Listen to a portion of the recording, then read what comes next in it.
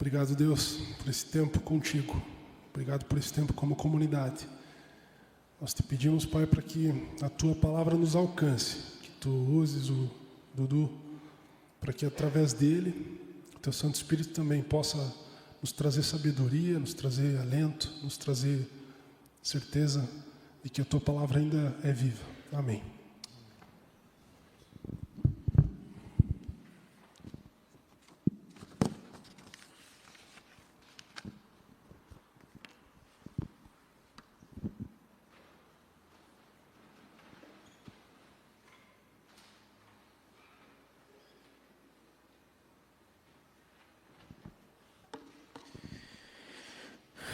Novamente, boa noite. Eu vou falar com vocês sobre um período da Igreja de Cristo. Não da Igreja Luterana, não da Redentora em si, mas da Igreja de Cristo. Que é esse período justamente, que é o início da Igreja, que é o que a gente chama então da Igreja primitiva. Só para a gente entender mais ou menos um contexto, eu gosto de dar esses contextos históricos para a gente saber o que está acontecendo, o que está em volta disso tudo, né? Então Jesus vem, morre na cruz por causa do teu pecado, é crucificado. 3 dias depois ele ressuscita. E está uma certa bagunça, porque imagina aquele pessoal que andava junto com ele, acreditando que ele ia ser esse cara que de repente ia lutar contra o poder de Roma, ia impor agora um novo reinado, e de repente esse cara morre. E esse pessoal fala, acabou, né? Um dos que mais seguiam ele, um dos caras que mais estava perto dele, um tal de Pedro, que era pescador antes, tinha uma profissão simples até, era um pescador. Quando isso tudo acontece, embora em alguns momentos Pedro falou, Senhor, eu nunca vou te abandonar. Em meio à condenação de Jesus e momentos antes da condenação, da crucificação, ele nega Jesus. Depois de saber que Jesus já estava morto, ele volta a pescar. Fala, acabou, né? Todo o nosso plano, foi por água abaixo. Mas esse Jesus aparece, ressurreto. E primeiro aparece para as mulheres. E elas saem contando, olha, a gente viu ele. Depois aparece por outros caras que estavam a caminho de um lugar chamado Emaús, e lá ele aparece para eles. E então essa notícia começa a se espalhar. E eis que Jesus então faz aparições, digamos assim, mais em massa, para mais pessoas, para esses discípulos, para esses caras que acompanhavam ele. E Jesus então aparece aos discípulos por cerca de 40 dias. Depois que ele ressuscita, mais 40 dias, Jesus volta e me aparecia. É nessa situação onde ele fala com Tomé, lembra essa história de Tomé? Que não acreditava, fala, cara, até parece que esse Jesus ressuscitou. O Tomé, o famoso, eu só acredito vendo. E Jesus aparece para ele, mostra, fala, tá aqui sou eu. Naquele momento Jesus vai falar de você e vai falar de mim. Porque ele olha para Tomé e fala, olha Tomé, tu teve que ver para crer. Mas feliz mesmo vai ser o povo que não vai ver e mesmo assim vai crer. Isso serve para mim, isso serve para você. Então, naquele período de 40 dias, ele fica ali e ele dá uma ordem. Geralmente, quando a gente pensa sobre a ordem de Jesus, ou mandamento e orientação sobre questões geográficas, espacial, é falar, vão e espalhem o meu nome, espalhem a minha notícia por aí, mas a primeira ordem não é essa. Lembrando que tudo isso aconteceu em Jerusalém. A crucificação, essas aparições. E a ordem que Jesus dá então para os discípulos é, fiquem em Jerusalém. A primeira ordem é essa, não saiam daqui. Não saiam daqui porque eu vou derramar sobre vocês o Espírito Santo de Deus. Lembra? Ficamos 3, 4 domingos falando sobre esse Espírito Santo. E ali então é derramado o Espírito Santo de Deus, naquilo que a gente chama e conhece de Pentecostes. Mas é bom a gente saber até essas questões históricas, assim, para curiosidade. Pentecostes, embora a gente nós cristãos usem isso como o dia então que desceu o Espírito Santo sobre o povo de Deus, ali sobre aquela igreja primitiva, a gente tem que confessar que historicamente a gente raptou esse nome.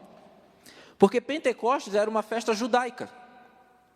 Existia uma festa depois da Páscoa, chamada Pentecostes, onde os judeus celebravam a festa da colheita e também quando foi dados os mandamentos para Moisés.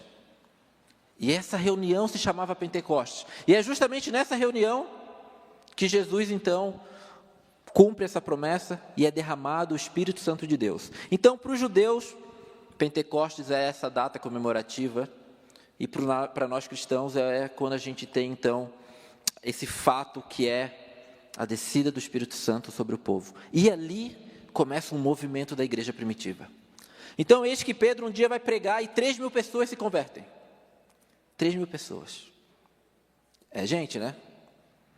Dá mais ou menos aí a torcida do Paraná já? Não? Estou brincando. O cara torce para o Figueirense, quer falar do Paraná, meu Deus. Só que isso não acabou. Pedro continua pregando. E em outro momento Pedro prega e a palavra fala que 5.000 homens, fora mulheres e crianças, 5.000 homens creram no Senhor. 5.000 homens também foram batizados pelo Espírito Santo. Então começa um grande movimento. Mas agora vamos pensar isso, e a gente não pode perder, porque não tem a ver com ser ou mais ou menos espiritual, a gente não pode perder a noção do contexto histórico. Se a gente olha tudo isso, olha para essa história, tentando imaginar num mundo igual hoje, pô, que movimento lindo! 3.000 homens, 5.000 homens se convertendo, encontrando esse Cristo, né? Para os dias de hoje a gente falaria, nossa! Mas agora imagina isso acontecendo no Império Romano. O império onde o imperador é a figura do próprio Deus para o povo. Onde muitos foram mortos porque não assumiam isso. Falavam, não, esse aí não é meu Deus não. Ah, é? Cruz. Ah, não é meu Deus não. Ah, é? Bate até morrer, enforca. Imagina esse movimento. O Império Romano tinha uma coisa que eu já falei aqui em outros momentos, chamado Pax Romana. Olha como eu sou bom, né, no grego, é paz romana, é só isso. Mas o que era isso? Era uma forma de controlar a paz no Império.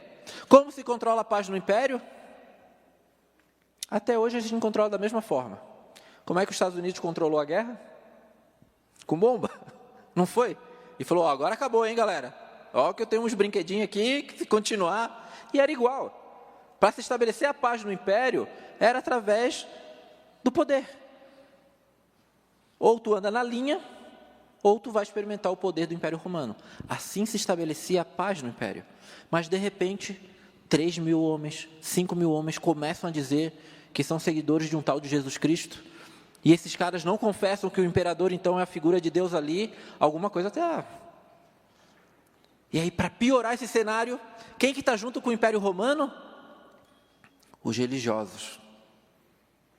Eu já falei para vocês aqui algumas vezes, os judeus controlavam toda essa questão religiosa e esse contato entre Estado e religião. E entre eles tinha os fariseus, que cumpriam as regras das leis, tintim por tintim, tudo certinho. Faziam jejum a ponto de ficarem deformados, para mostrar para os outros, olha como eu sou santo. Jesus, volta e meia, enquanto ele estava na terra, teve uns embates com esses caras. Jesus falava, cara, vocês são hipócritas. Vocês fazem isso só para aparecer para os outros, e o coração de vocês ainda está como um sepulcro. Por fora é bonitinho, mas por dentro, podridão. E esses caras começam a seguir, então, esses tais de cristãos. Hoje a gente fala, sou cristão. Na época, o povo que começou a confessar Jesus é chamado de cristão de forma pejorativa. Era um xingamento, lá vai os cristãos. E aí esse pessoal começa a ser perseguido. A gente falou, não, para que essa paz seja estabelecida, e para que pare com essa palhaçada toda aí de Jesus, que ele é seu próprio Deus, que ele ressuscitou, perseguição. É aí que a igreja começa a se espalhar. Então a igreja, o primeiro movimento da igreja de Cristo, que sai para falar sobre Cristo pelas nações e pelo aquele mundo daquela época que, em suma, era toda aquela região do Império Romano, ela não sai num movimento belo, lindo e bonito, missionário, falando, vamos, a gente está enviando vocês. E muitos desses movimentos é tipo, galera, vamos sair daqui que o negócio está ficando feio. E aí eles começam a ir para outras cidades. eles vão para cidades vizinhas, para Samaria. Só que os caras estão cheios do Espírito Santo. Então eles não vão também acuados, no sentido tipo, vamos fugir daqui. Aonde eles passam, eles abrem a boca. Aonde eles passam, tem uma oportunidade, fala, vem cá, deixa eu te falar um negócio. Sabia que Jesus Cristo... E aí, iam evangelizando, iam pregando, iam falando. E então, aquilo que era para conter, só espalhou. É a mesma coisa que tu pegar um punhado de poeira e assoprar.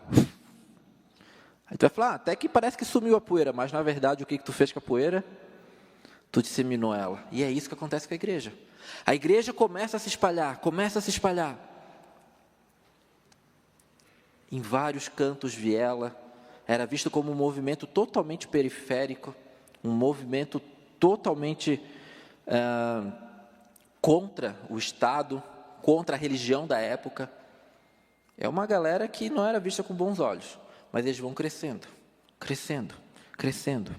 E nesse cenário em que eles estão crescendo, aquilo que era inevitável acontece. Um tal de Estevão entra e passa a ser um desses seguidores, para substituir o próprio Judas, aqueles que tinham abandonado. E em determinado momento Estevão está pregando.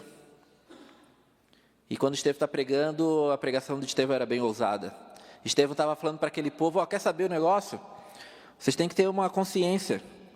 Israel, que era então chamado povo de Deus, vocês viraram as costas para Deus. A partir do momento que vocês estão negando a Jesus, vocês estão virando as costas para Deus. Aí o povo falou, opa, isso é uma blasfêmia. Isso é um absurdo tu falar, Estevão. O que a gente faz com Estevão então? Como é que se resolvia a questão na época? Estevão é o primeiro mártir cristão. Estevão é apedrejado até a morte. Mas esses cristãos, eles são muito, muito doidos, cara.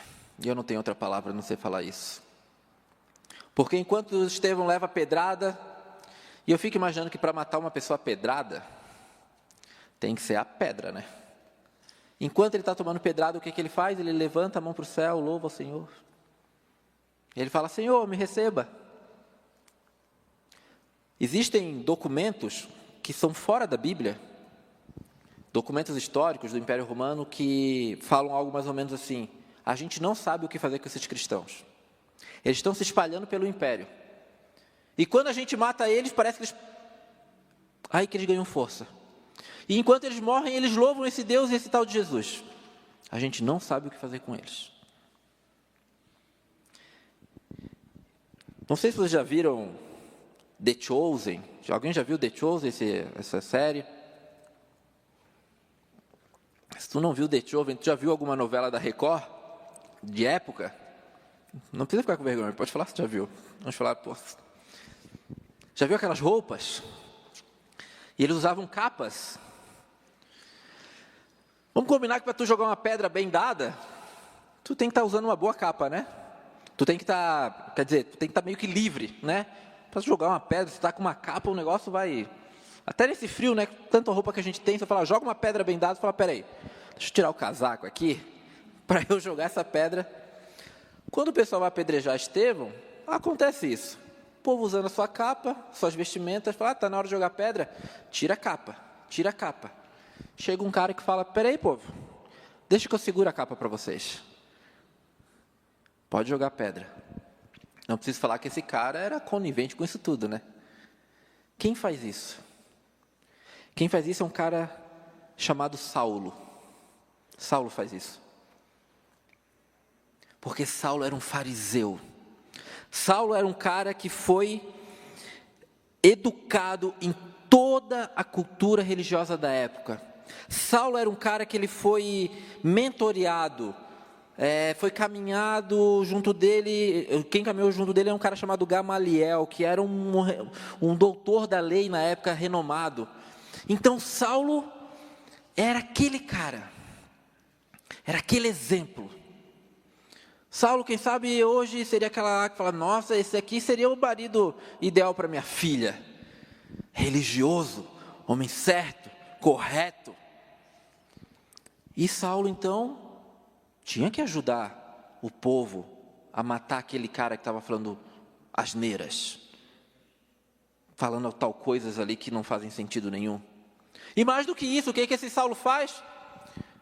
Moral que ele tinha, contatos que ele tinha, ele chega então lá no império e fala o seguinte: me dê cartas autorizando para eu ir para onde eu for, me dando cartas autorizando que por onde eu for, eu possa prender e condenar esses cristãos. Na hora, pega, vai Saulo, vai. O cristão que tu vê, pode prender, se tiver que condenar, tu condena. Então Saulo era esse cara de influência também. Não era qualquer um que chegava para o império e falava, me dê cartas autorizando prender outras pessoas. E eis então que Saulo tem uma estratégia. Saulo já era aqui, ó. Espera aí, esse povo está se espalhando. Vamos imaginar hoje em dia. Esse povo está se espalhando. Para onde eu vou para combater esse povo? Não adianta eu ir para uma cidadezinha do interior. Ah, o povo está se espalhando, sei lá, como é que é uma cidade do interiorzinho aqui, bem pequena? Alguém me dá um exemplo aí. Taió, vai apanhar da esposa, rapaz. Taió é uma cidade no oeste catarinense, é uma cidadezinha pequena, né? A Clarice falou que mais ou menos. Te vira depois, Ronaldo. E aqui no Paraná, uma cidade pequena, me ajudem. Uma cidade pequena no Paraná. Como? Pinhalão? Você está me zoando? É isso mesmo? Mas existe mesmo? Quantos habitantes mais ou menos tem isso? Uns 10 mil, cidade pequena. Faz sentido a gente ir para uma cidade pequena se a gente quer conter um movimento desse? Não faz sentido. Qual que é o sentido? Eu preciso ir para uma metrópole. Eu preciso ir para um lugar de articulação. E Saulo tem essa ideia. Ele fala, cara, eu vou para Damasco. Porque Damasco era esse lugar. Damasco era uma cidade universitária, digamos assim, onde se reuniam muitas pessoas, muitos estudiosos. Ele fala, cara, é para lá que eu vou. Porque também Damasco é esse lugar onde transita muita gente. Então é para lá que eu vou, é para lá que eu vou conter esses tais cristãos. E aí a gente entra num texto. Quem quiser acompanhar aqui, ou abrir, ou ligar suas Bíblias, Atos 9, a gente vai ler do 1 ao 9.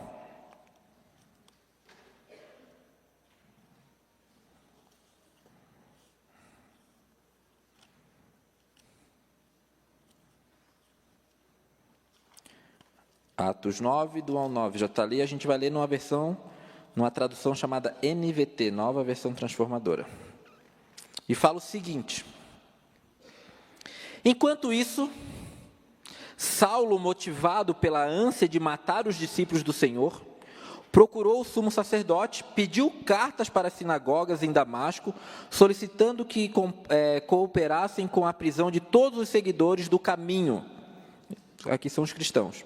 Homens e mulheres que ali encontrassem para levá-los como prisioneiros a Jerusalém. Quando se aproximava de Damasco, de repente, uma luz do céu brilhou ao seu redor, ele caiu no chão e ouviu uma voz que lhe disse: Saulo, Saulo, por que você me persegue? Quem és tu, Senhor? Perguntou Saulo. E a voz respondeu: Sou Jesus, a quem você persegue. Agora levante-se e entre na cidade onde lhe dirão o que fazer. Os homens que estavam com Saulo ficaram calados de espanto, pois ouviam uma voz, mas não viam ninguém. Saulo levantou-se do chão, mas ao abrir os olhos estava cego. Então o conduziram pela mão até Damasco. Lá ele permaneceu cego por 3 dias e não comeu e nem bebeu coisa alguma. Saulo teve um encontro. Carlão falou aqui no começo sobre encontro, é o tema do nosso culto. Encontro que transforma. Saulo tem esse encontro, um encontro com Jesus. Aquele que ele estava indo perseguir. Ó, Saulo, que legal, você estava me procurando, estou aqui. E a pergunta que eu tenho para nós essa noite é: a conversão de Saulo pode ser vista como um modelo cristão para hoje? O que aconteceu com Saulo pode ser visto como um modelo de conversão para os dias de hoje? A resposta que eu tenho para você é sim. Sim. Não se a gente ficar preso a questões mais estéticas, externas, de uma luz que faz ele ficar cego, que faz ele cair no chão, de uma voz. Mas, se a gente for olhar na questão de um encontro com Jesus, isso é totalmente possível até hoje. Se a gente for olhar nos encontros de uma transformação interna, isso é totalmente plausível. Jesus pode aparecer de novo, igual apareceu para Paulo, para alguém, com uma luz forte? Óbvio que pode. Só que quando eu pergunto se a conversão de Saulo pode ser vista como um modelo cristão para hoje, não é a isso que a gente tem que se apegar. Não se a gente ficar olhando só para essas circunstâncias, para essa dramatização externa, mas sim pela essa experiência do interior. De um Saulo que, respirando aqui, algumas traduções vão falando que ele respirava ameaça. Ele estava vivendo para isso, para matar cristão. De repente esse cara tem um encontro com Jesus. E aí, de repente, alguns até... Eu já ouvi pregações e pessoas falando, e aí ele passa a ser chamado de Paulo. Já ouviram isso? Gente, não é bem assim, tá? Em algumas situações da Bíblia, Deus, ao próprio Cristo, mudou o nome de pessoas. Em algumas situações ele falou, Jacó, a partir de agora tu vai ser chamado de Israel, que significa tal coisa. Vai. Só que nessa conversão aqui, não acontece isso. Em nenhum momento Jesus ou alguém falou, Saulo, a partir de agora você vai ser chamado de Paulo. Não. Acontece que Saulo é o nome hebraico. E Paulo é o nome grego. Numa comparação meio grosseira, seria um Paulo no português e um Pablo, ou um Paulo no espanhol, um Paulo no inglês. Então, Saulo era a forma que tinha a pronúncia dele no grego. Então, quando ele estava em meio... Saulo era o hebraico. Então, quando ele estava mais com esse povo judeu, com eles andando ali, que era de fala hebraica, era Saulo que ele chamava. Quando ele está no meio dos romanos, que tem a cultura grega, pela pronúncia ele é chamado de Paulo. Então, se a gente for olhar a história com calma, não tem nenhum momento ali que, a partir de agora, você é Paulo. Não. Mas conforme a história vai transitando, ele passa a andar mais no meio do Império Romano de fala grega. Então, eles passam a chamar mais ele de Paulo. Então, só para a gente saber. Mas percebam que Paulo, então, ele não apenas adquiriu um novo conhecimento. Paulo, ele não apenas entrou, então, num novo clube religioso. Que Paulo não apenas, mudou a sua tradição religiosa. O que acontece com ele aqui é uma transformação. Ele nasce de novo. Ele é um novo ser. É nova vida, nova postura. É um novo eu. Quando Paulo está escrevendo para um povo, para os Gálatas, ele faz a seguinte colocação: já estou crucificado com Cristo, e vivo, não mais eu, mas Cristo vive em mim. E a vida que agora vivo na carne, vivo a fé do Filho de Deus, o qual me amou e se entregou a si mesmo por mim. Já estou crucificado com Cristo e vivo, não mais eu, mas Cristo vive em mim. Só para a gente lembrar da história, Paulo virou um dos grandes evangelistas. Se a gente pegar boa parte das cartas do Novo Testamento, foram escritas por eles. Paulo viajou naquilo tudo que era conhecido como o mundo da época, ele saiu por lá, plantando igrejas, anunciando o nome de Jesus Cristo, reunindo pessoas. Paulo, por conta disso, foi preso.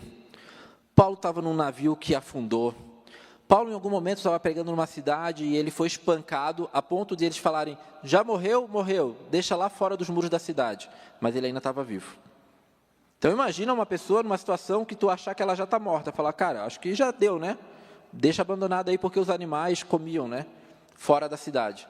E o cara estava vivo. E aí fala que ele vai para outra cidade que tem 100 quilômetros de distância. Então, naquela situação, o cara caminha ainda 100 quilômetros, todo quebrado. Paulo é picado por víbora.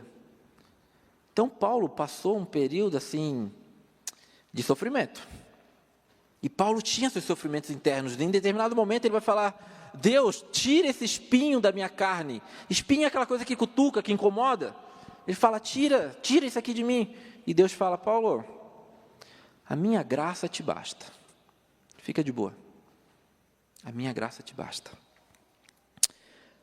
Mas tu já imaginou se depois desse encontro com Jesus, já imaginou se Paulo continuasse querendo matar os cristãos?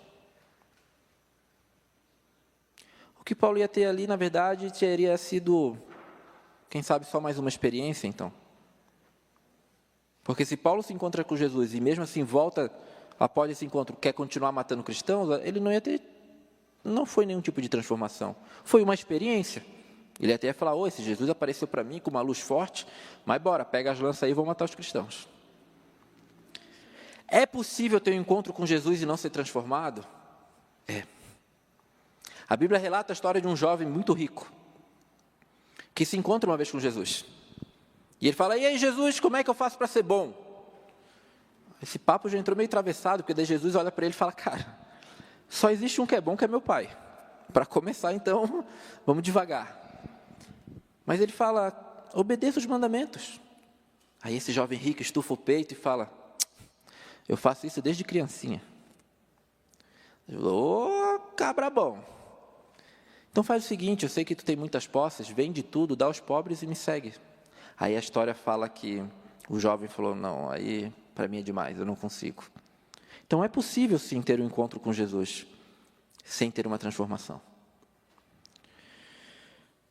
E a pergunta que eu faço para a gente hoje, que história mais ou menos a minha e a tua está sendo parecida, está sendo escrita com que história mais ou menos? Deixa eu reformular essa minha pergunta, ficou bem confusa. Mas a minha e a tua história, quando a gente olha o jovem rico e a gente olha a de Paulo, com que ela se assemelha? Porque encontros com Jesus a gente tem. Hoje você está tendo um encontro com Jesus. Hoje a palavra está sendo colocada para você. Hoje, se você entrou aqui pela primeira vez e nunca ouviu nada sobre esse Jesus, alguma coisa você já está entendendo. Opa, tem um cara aí.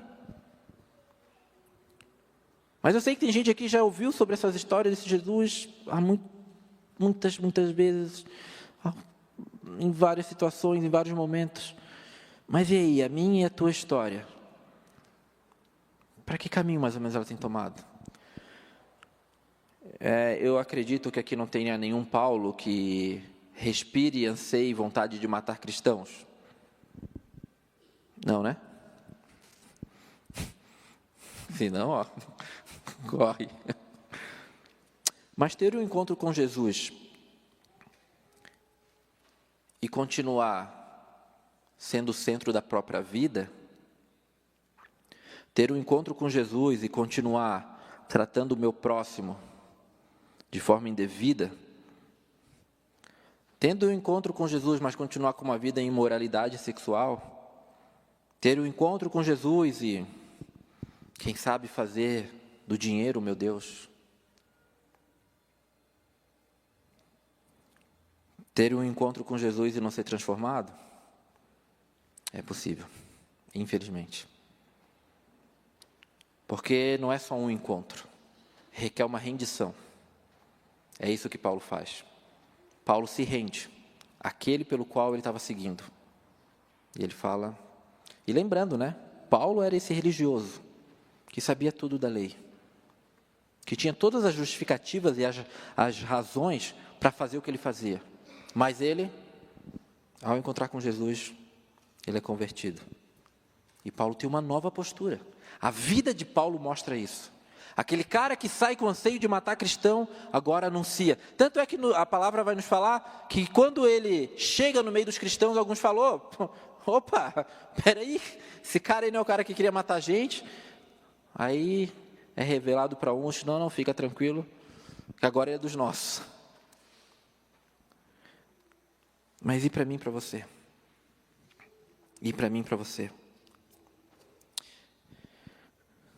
Tem uma frase que eu li, mudei uma coisa ou outra aqui, mas é que a essência da frase eu acho boa. Ela fala que nada afasta mais as pessoas de Cristo, dessa entrega, dessa transformação, do que a incapacidade de enxergar o quanto elas necessitam de Cristo.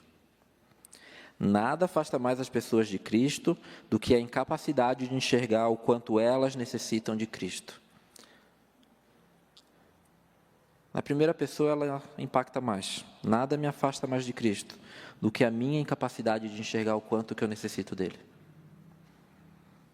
E quando eu não enxergo o quanto que eu necessito dele, eu continuo sendo o Senhor da minha própria vida. Por mais que eu tenha encontros com Cristo. Por mais que eu tenha encontro com Cristo, se eu achar que eu não preciso e não necessito dele na minha família, então eu vou tocar a minha família do jeito que eu acho que eu tenho que tocar. Por mais que eu já tive um encontro com Cristo, mas se eu achar que eu não necessito dele, quando eu olho para finanças, para a minha vida em termos de dinheiro, aquisições, posses, eu vou falar, deixa que disso eu cuido. Por mais que eu já tive um encontro com Cristo, mas se eu achar, não, nessa parte de relacionamentos, nessa parte de sexualidade, deixa comigo, eu cuido. Eu vou cuidar do meu jeito. Na parte de educação dos meus filhos, eu cuido. Quando eu estiver passando por um momento difícil, relaxa, fica aí, Jesus, porque eu dou conta. Toda vez que a gente expressa, toda vez que a gente não enxerga o quanto precisamos dele, vamos tomando as nossas decisões, vamos seguindo o nosso caminho. E aí não tem transformação.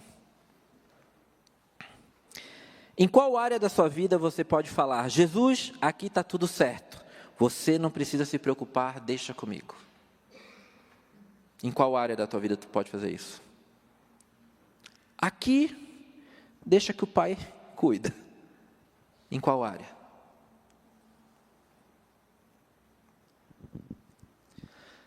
Gente, isso é uma pegadinha, porque se a gente sequer pensa que pode ter uma área, é porque a gente está na hora de pensar mais.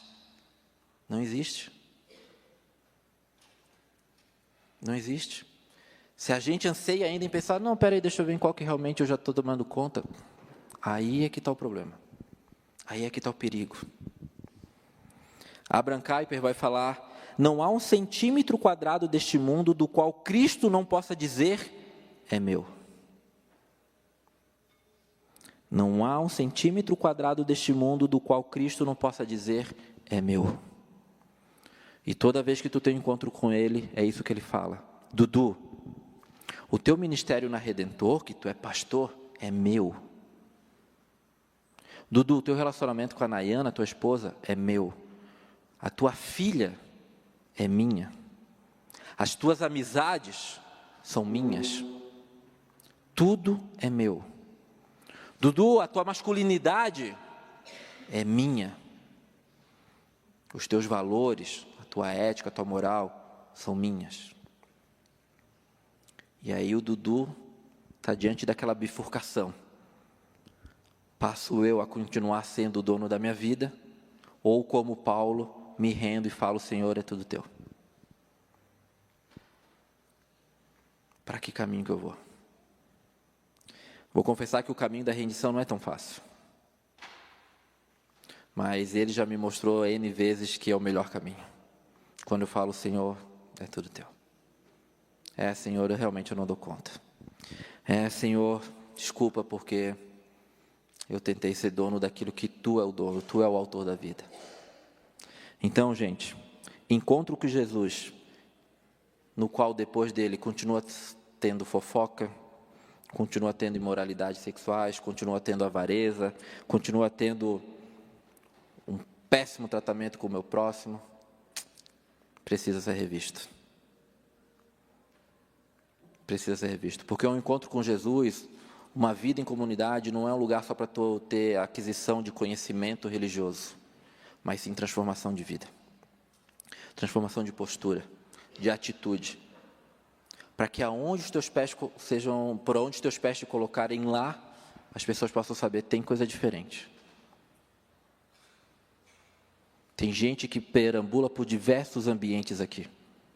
Gente que é envolvido com questões de grandes empresas, gente que lida com muito acesso a pessoas. A instituição, a Igreja do Redentor não vai pisar onde você está pisando. Mas tu pode levar Cristo. Quando a tua atitude lá é a atitude de Cristo. E não tem como tu ter essa transformação se tu não tiver uma vida com Cristo. Se tu não conhecer esse Cristo. Se tu não caminhar com Ele. Paulo, ele é acolhido e ele vai caminhando, ele vai entendendo, até ele começar a ser esse missionário. Não é uma transformação mágica em si. Mas é uma mudança. É um negar a si mesmo para que esse Cristo viva. E isso a gente vai aprendendo. Mas a gente tem que estar disposto a querer aprender. Disposto a falar, Senhor, isso eu já caí antes, agora eu quero andar conforme Tu me mostra. Senhor, isso aqui eu já vacilei, mas agora, por favor. Por isso a importância de estar no corpo de Cristo. Por isso a importância de estar caminhando com pessoas, para que você não seja juiz da tua própria vida, para que amigos, para que pessoas possam falar, cara, dá uma segurada, veja o que Cristo fala sobre isso. Então, o desejo do meu coração é que você possa ter um encontro com Cristo, mas que você não se contente apenas pela experiência, mas que isso traga mudança de atitude, de postura. Vai ser difícil. Tendemos a querer fazer coisas que só nos agradam e nos dão prazer. Mas eu te garanto que deixar na mão dele é a melhor coisa que tu pode fazer.